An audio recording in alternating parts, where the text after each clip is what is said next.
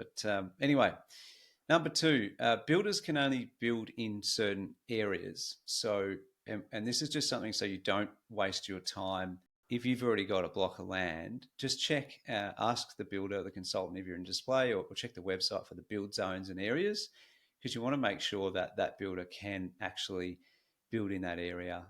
It seems like such an obvious one, but it is actually quite common to go, wow, I really like that builder.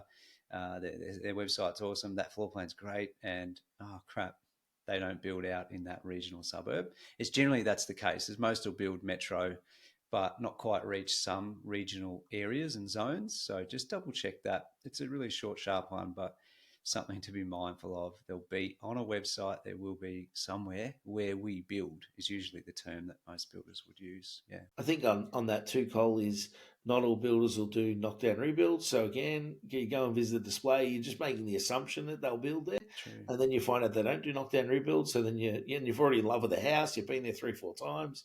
The other one that I've seen people get caught out on also is fall on blocks. So again, you fall in love with the house, and it's never been more relevant now with the new NCC requirements, is making sure that will that builder be able to build on that block.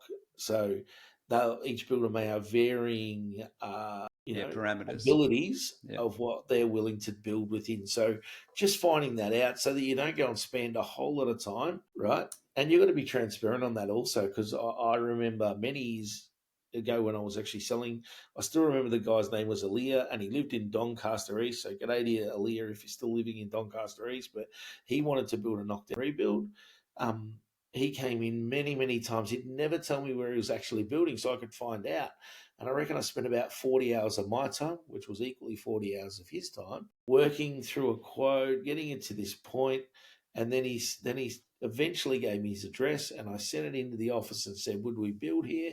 And it came back with just one word, no. And I'd spent 40 hours. So don't waste your 40 hours either give that information up pretty readily as the consumer so that you don't waste your time and find out down the track. And he was really annoyed, and I was probably equally annoyed because I'd wasted 40 hours of my time as well. But builders don't normally change their mind on those decisions either. So if you get a no, it's usually a no. It's not, ask 3 times the old Austin Powers style and then he says yes.